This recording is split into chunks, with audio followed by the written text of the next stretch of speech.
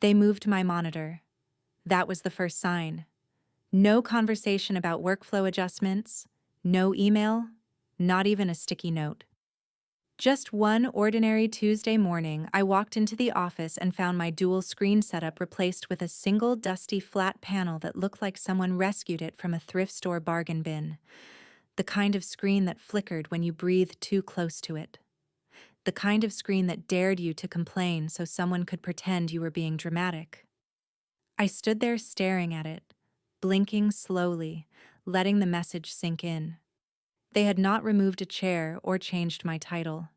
They had gone after something quieter, something pettier, something that would leave no trace on paper, but every trace on purpose.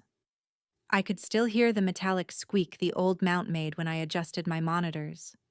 I bought that setup myself during the grind days, back when our office was a stuffy co-working basement with peeling paint and vending machines that stole quarters. Back when it was only 4 of us, 2 folding tables, and a dream none of us could afford to abandon. I built the original infrastructure of SphereLink by hand. I designed our first working model while sleeping on a blow-up mattress in a spare room I rented by the week. I coded our core security protocols using a beat-up laptop with a cracked hinge. But sure, let us pretend the monitor shuffle was an innocent oversight. The new marketing assistant, Kayla, 23 and always buzzing like she had a personal pact with caffeine, skipped past me holding an iced matcha larger than her entire forearm. She stopped, stared at my downgraded setup, and tilted her head with the kind of sympathy people reserve for wilted houseplants. "Oh, they have been reorganizing equipment this week," she said, as if she had discovered a rare insight. "Changing everything up to boost efficiency or something." Then she bounced away toward a meeting I had never even heard about. Another one. Let me pause here. If story time like this hits your curiosity meter, you can show some love with a subscribe and a like. It helps keep this channel alive, and it keeps me stocked with enough coffee to survive tales of corporate sabotage. All right, back to the unfolding mess. SphereLink was not always like this. There was a time when walking into the office meant stepping into possibility. We were small, scrappy, stubborn, and half delusional. Our desks were mismatched, our snacks came from clearance bins, and our server logs ran hotter than the AC unit we could not afford to replace. But the energy was real. The fire was real. I was Jordan from engineering. No special nickname, no flashy title. Just Jordan, the one who built the architecture when it was barely stable enough to run overnight. The one who wrote the very first successful deployment script. The one who carried the system through 2 catastrophic outages that would have ended us before we even launched. When the company was still forming, the founder, Mr. Ramsey, used to introduce me as our cornerstone. His words, not mine. Then his son, Damian Ramsey, returned from business school with a swagger that could knock over office plants. Back then, Damian was just the founder's son visiting during breaks, strolling through the office like he was conducting a guided tour of mundane artifacts. He touched everything. Every prototype, every cable, every whiteboard marker. He had once wiped barbecue sauce on our original router and laughed like it was a harmless joke. Fast forward 2 years. Now his title read Chief Innovation Director. A title created just for him. A title no one asked for. A title he wore like royal armor. He strutted into meetings with polished shoes and stacks of notebooks he never wrote in. He spoke in vague riddles that consultants pretend to understand, using phrases like pathway envisioning and futuristic friction analysis. He carried a tablet everywhere, even though I never once saw him turn it on. My invites to strategic meetings had dried up around the same time he rebranded our user interface with colors that looked like someone let a toddler loose with digital crayons. Still, I kept working. I believed in the product. I believed in stability. I believed my contribution mattered. I was very wrong. The monitor was only the beginning. The next week, they moved my desk. Not far at first. Just enough to inconvenience me. then farther, then farther still. Eventually, I was placed in the far back corner of the office near a buzzing light fixture and a recycling bin that smelled faintly of old kombucha. Then came the phrasing. Decentralizing the technical footprint was what Mr. Ramsey told me with a cautious smile, a way to empower individual teams. But his eyes drifted to the glass office where Damien now held court like he was the reigning emperor of innovation. The founder may have held the title, but Damien held the gravity, and everyone knew it. I could feel myself fading from their narrative, not because my work had diminished, but because the story they wanted to tell did not include someone who remembered how everything actually started. But here is the thing. I did not panic. I did not argue. I did not crumble. I paid attention. I collected evidence. I saved every log, every approval chain, every timestamp that tied my work to our system. I was not just documenting, I was preserving the truth. Because something inside me knew a breaking point was building brick by brick. And I was not planning to let it hit me unprepared. I was planning to shape the fallout. 2 days after they moved my desk, the atmosphere in SphereLink changed. It was not loud, not chaotic. It was quieter, darker. The kind of quiet that feels like someone turned down the oxygen. People spoke in clipped tones. Slack messages came in short bursts. Middle managers started sending late-night questions with subject lines like quick clarification and need insight for morning review. This was the prelude to something. I could feel it like static building before a storm. The first tremor came wrapped in a subject line that looked harmless enough. Performance Transparency Matrix. Action required. It came from someone named Travis, a new chief of staff Damien had imported from a consulting firm that prides itself on buzzwords and beige blazers. Travis wore loafers without socks and called everyone family in a way that felt less like warmth and more like surveillance. The attachment was a spreadsheet filled with pastel-colored boxes and absurd metrics. We were supposed to list every task we completed each day, quantify it with something called impact relevance units, and categorize everything into abstract sections like structural value or cross-functional resonance. I stared at it for a long time. Engineers do not fill out sheets like that. Surgeons do not count how many minutes they spent choosing a scalpel. Architects do not measure how many times they blinked during a blueprint review. This was not about transparency.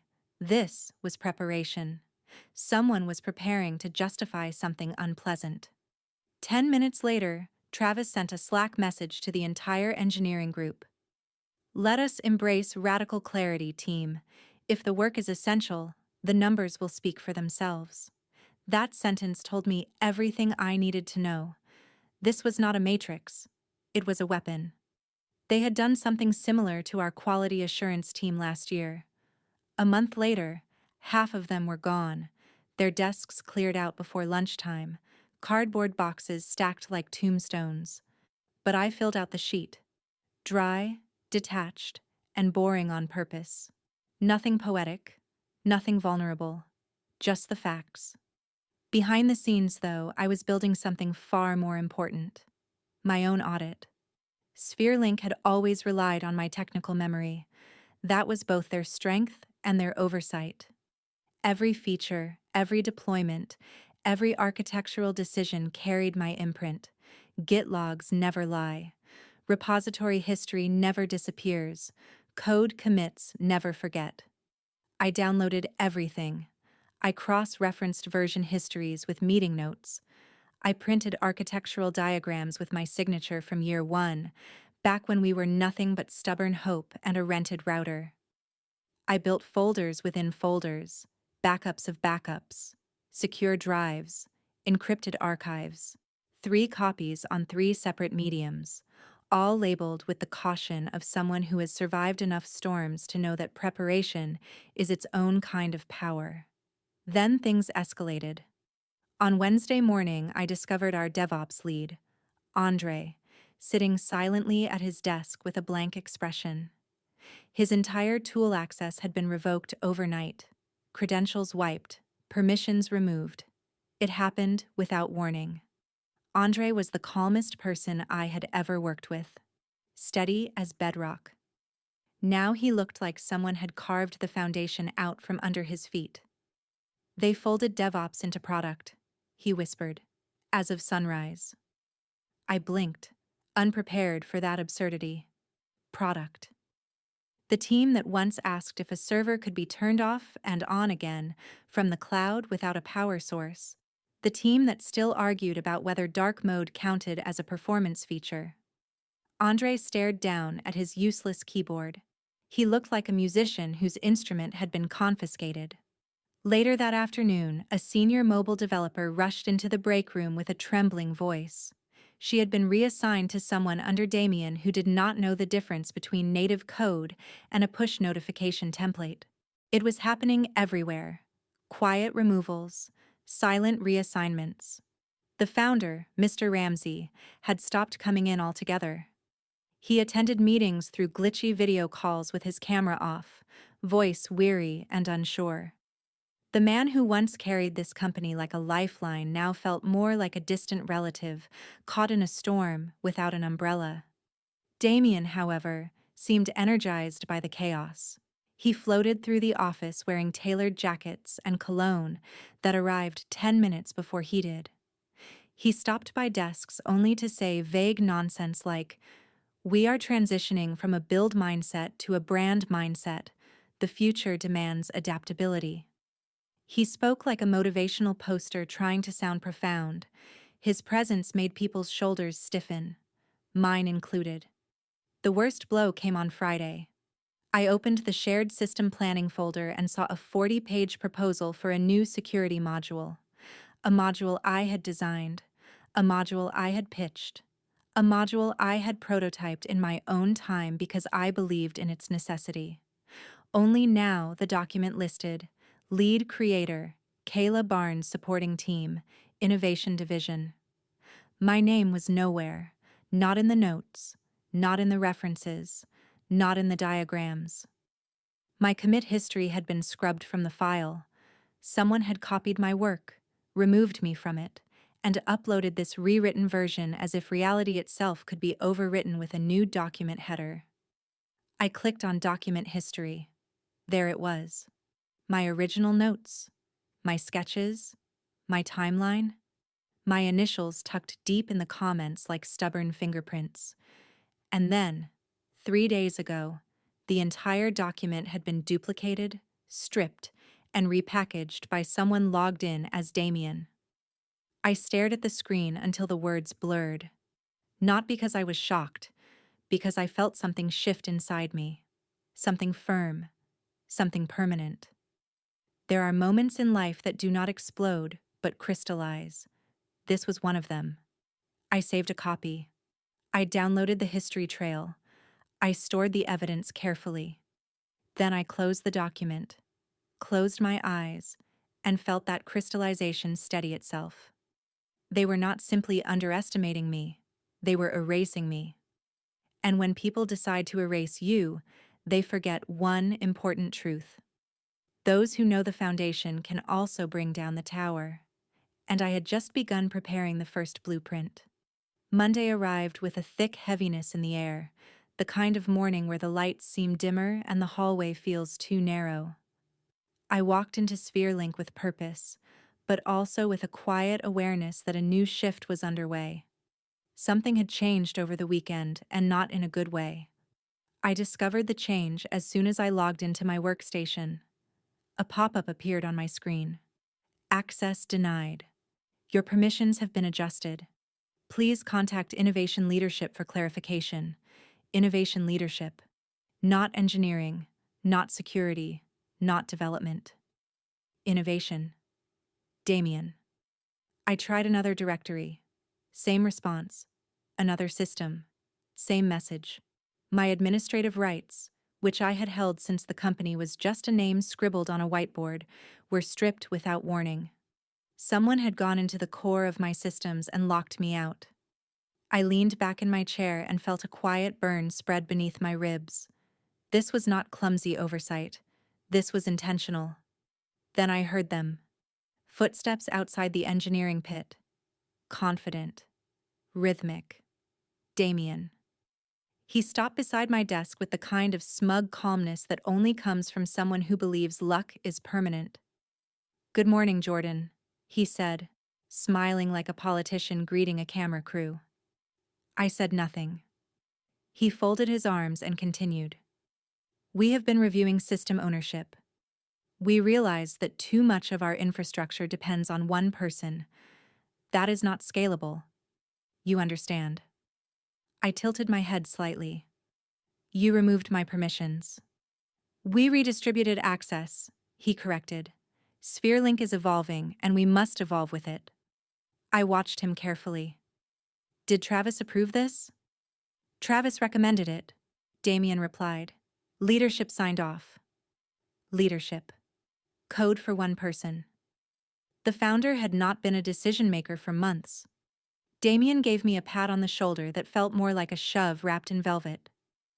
"You have done important foundational work, Jordan. But we are moving into a new era, one that requires fresh energy and fresh vision." Fresh vision. Words he repeated like a mantra he barely understood. Then he walked away, leaving the faint smell of his cologne behind and a trail of irritation thick enough to choke an entire team. The final straw landed 30 minutes later. A meeting invite appeared on my screen. One-on-one alignment chat. 15 minutes. Organizer, Damian Ramsey. No description, no agenda, just 15 minutes of scheduled erasure. I considered deleting it, ignoring it, pretending it was spam. But instead, I accepted. I wanted to see how far he would push this. When I entered his office, he did not stand. He did not smile. He did not offer me a seat. He simply looked up with that air of polished superiority and said, "Jordan, I want to speak plainly. The company structure is changing faster than your role can keep up. We have decided to transition you into a legacy position." The words landed like cold metal. "A legacy position," I repeated. "Meaning what?" "Meaning your current responsibilities will be sunset within the quarter," he said with perfect rehearsed calm. "You will not be removed immediately. We want to maintain dignity and respect. You can help document your systems so newer teams can take over. It will be a graceful process." I stared at him, feeling my breath steady instead of spike. "This is a termination conversation." "It is not termination," he insisted. "It is transition." "Your language is irrelevant," I said quietly. "The intent is clear." He exhaled like I was the difficult one. "Changes like this are never personal." Every word that had ever come out of my keyboard was personal. Every late night, every patch, every design, every emergency fix that saved the company from disaster while Damien was at some networking dinner wearing a velvet jacket. None of it was personal to him, because none of it belonged to him. "HR will reach out," he concluded. "You will have support through the next steps. Thank you for your service." The words felt rehearsed, practiced, stripped of humanity. I said nothing. I walked out. And as soon as I reached the elevator, my composure cracked. Not with panic, not with dread, with focus. I had waited long enough. When I got home, I opened the encrypted drive I had been building for weeks. The repository of truth. Logs, approvals, diagrams, the founding documents. The kind of paperwork most people forget exists because they assume everyone plays fair. I pulled up the SphereLink founding agreement. I remembered helping draft it at Mr. Ramsey's kitchen table with a plate of reheated takeout between us. He had insisted that a technical founder be protected in the event of future restructuring. Investors liked seeing stability in writing. It reassured them that the glue of the company could not be removed on a whim. Clause 9. Paragraph 3. The technical founder shall retain advisory and veto authority over infrastructural, architectural, and security-oriented amendments unless and until rights are formally reassigned via written consent. This provision is irrevocable unless nullified by both founding parties. I read that sentence 3 times. It had never been nullified. It had never been amended. It had simply been forgotten by everyone who did not build the system from the ground up. Which meant every architectural proposal Damien had pushed through without my approval was invalid. Every redesign he had authorized was unauthorized. Every security modification he had greenlit was reversible by me alone. And the best part? The incoming investment round Damien had been polishing like it was a personal trophy, required architectural approval. My approval. I sat back and felt the weight of realization settle on my shoulders. They had removed my monitor. They had moved my desk. They had stripped my permissions. They had reassigned my work. They had attempted to terminate me. But I was still the technical founder, and I had never surrendered my rights. This was not a mistake on their part. It was negligence, and negligence has consequences. 2 hours later, my lawyer responded to the email I had just sent with the relevant documents attached. Her message was short. Jordan, this clause is airtight. They cannot legally proceed with anything without you. They have made a critical error. How do you want to handle this? I typed a reply slowly, deliberately. They wanted clarity. Let us give them clarity. I hit send and closed my laptop. The storm they thought they had unleashed on me was nothing compared to the one I had been preparing for them. Thursday morning arrived with an edge, a sharpness, the kind of day where the sunlight feels artificial and every footstep echoes like a warning. My phone buzzed at 8:03 a.m. with a calendar alert. Architecture review session, final approvals for investment round, meeting host, Damian Ramsey, attendees, board, investors, infrastructure advisors. I almost laughed. They were holding the investment approval meeting, the one they could not legally complete without me, the one I had authority over, the one Damien believed he could run alone with confidence and cosmetic slides. He had no idea the ground beneath him was already shifting. At 10:56 a.m., I joined the conference call. Audio only. No camera. My name appeared in the participant list as Jordan H., technical founder. I had not used that title publicly in years, but the system still recognized it. Systems remember what people choose to forget. Damien opened the meeting with rehearsed brightness, his voice coated in energy that sounded forced. Welcome, everyone. We are thrilled to advance the next stage of SphereLink's growth. Today, we finalize structural approvals and prepare for capital execution. We have streamlined our operations to align with our innovative strategy and set the stage for accelerated expansion. His confidence was loud, too loud. Loud like a drumbeat hiding a tremor. He clicked through slides filled with inflated metrics and buzzwords. He referenced teams he barely interacted with. He spoke of architectural improvements he did not understand. I imagined him holding a stack of cue cards behind the camera. The investors listened, stiff and silent. 5 minutes in, he reached the section titled Infrastructure Authorization. Here, he said, we confirm the final sign-off for architectural modifications required by the investment partners. Before you proceed, said a calm voice.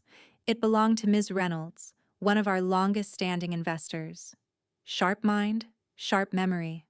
Very little patience for improvisation. We require confirmation from the technical founder. Damien froze, a stillness you could feel through the speaker. The technical founder is no longer active, he said slowly. Their role was sunset as part of our restructuring. The room of voices did not respond with support.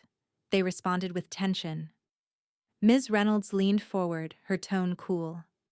Was the technical founder's authority formally transferred? Damien hesitated. Even through audio only, I could hear the stumble in his breath.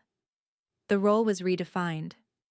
That is not the question, she said, voice turning narrower. Was the authority transferred? Silence. A long, sharp, suffocating silence. Then I unmuted. No, it was not. The quietness on the call changed shape instantly. It became heavier, denser. The kind of silence that signals the beginning of consequences. Damien sounded winded. Jordan, this is an internal matter. We were not expecting your presence. I am required for this meeting, I replied evenly. Per the SphereLink founding documents, Clause 9, Paragraph 3, requires technical founder approval for architectural changes, structural revisions, and investment-linked system modifications. Someone exhaled so sharply it crackled through the microphone. Ms. Reynolds nodded. Thank you, Jordan. That aligns with our records. Damien, why was this not disclosed? Damien attempted a calm facade. We believe the clause was outdated. Ms. Reynolds responded with a tone that could cut steel. Legal clauses do not expire because you believe they do. This is a serious omission. Then she turned her attention back to me. Jordan, do you approve the architectural modifications presented today? I did not hesitate. I do not approve any modifications initiated under the Innovation Division without proper review. I do not approve the removal of my permissions. I do not approve structural changes that bypassed engineering oversight. Therefore, I do not approve this round. It dropped like a sledgehammer. Investment paused. Capital frozen. Growth halted. Damien scrambled for words. We have momentum. Delays will harm our positioning. We need agility. We need to... What you need, Ms. Reynolds interrupted, is compliance.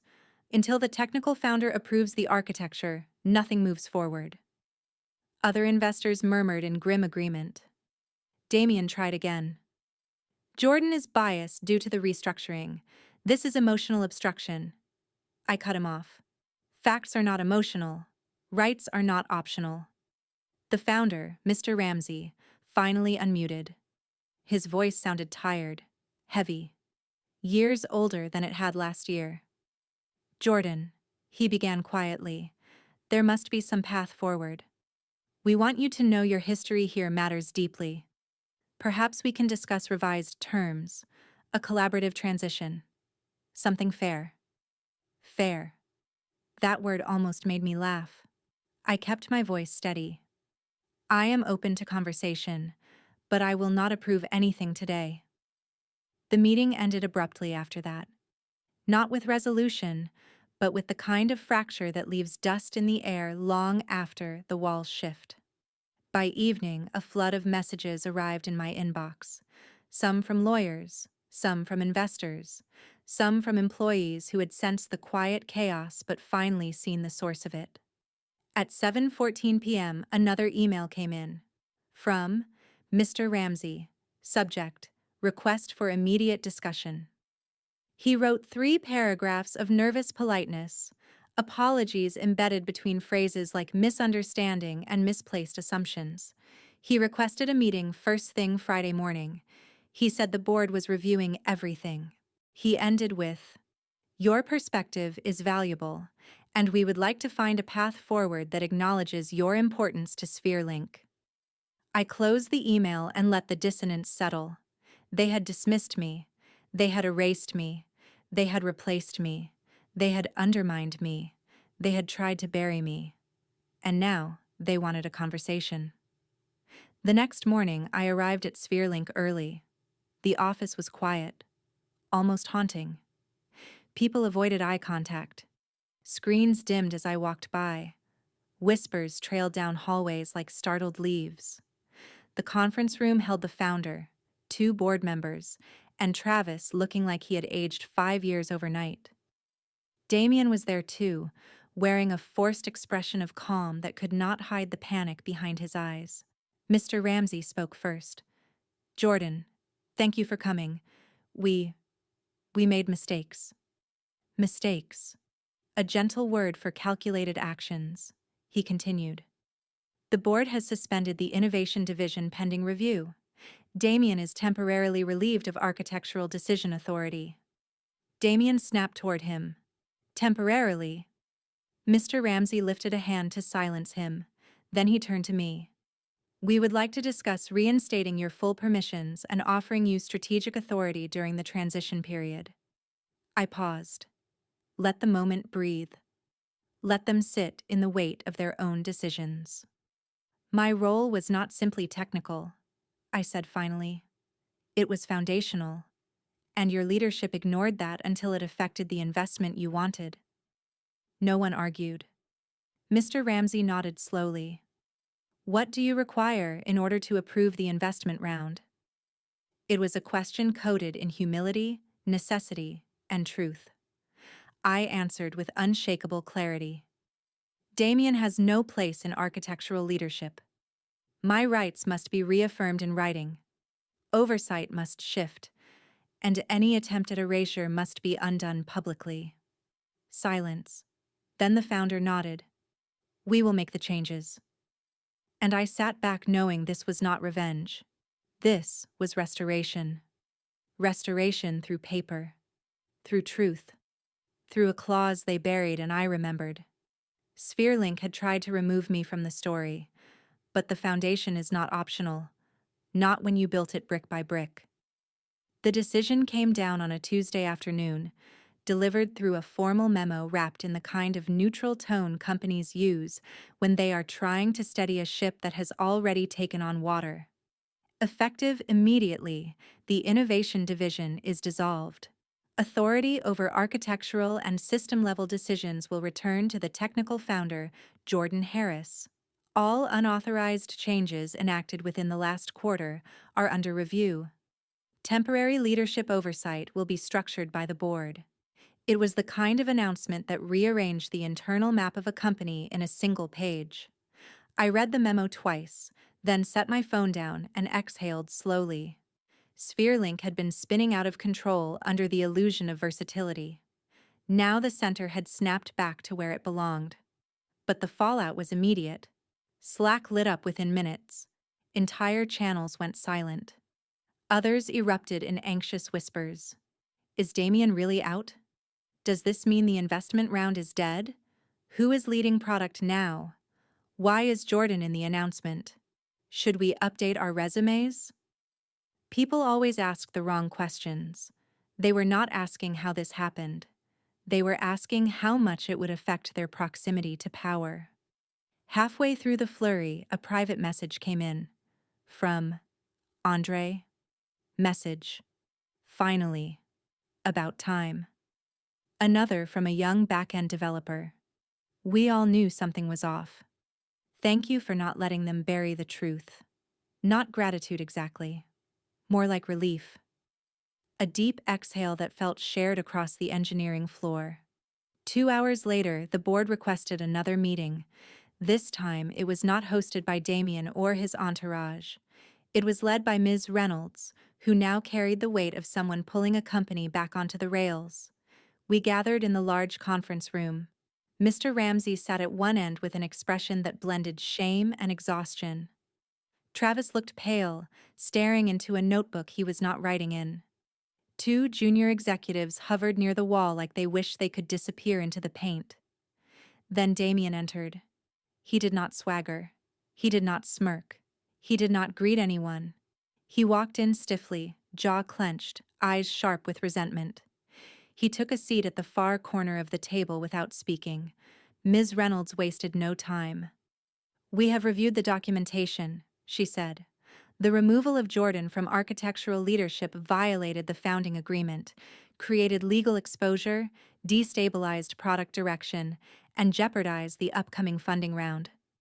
She spoke slowly, methodically, like she wanted every word to stitch itself permanently into the company history.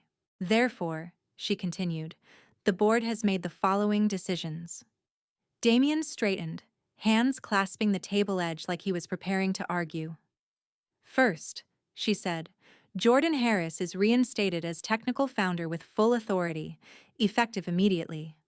No protest, no hesitation, just a simple acknowledgement of fact. Second, she continued. The upcoming investment round will resume pending Jordan's architectural review. Any design or structural changes initiated by the Innovation Division will be halted until proper assessment. Damien exhaled harshly, but he did not speak. It was the third item that broke him. And third, due to your repeated actions that jeopardized Spherelink's stability, your executive privileges are suspended indefinitely. You will remain an employee pending review, but you are no longer part of strategic leadership. The room went silent. Damien finally spoke, voice sharp. You cannot be serious. Months of progress, months of vision, months of work.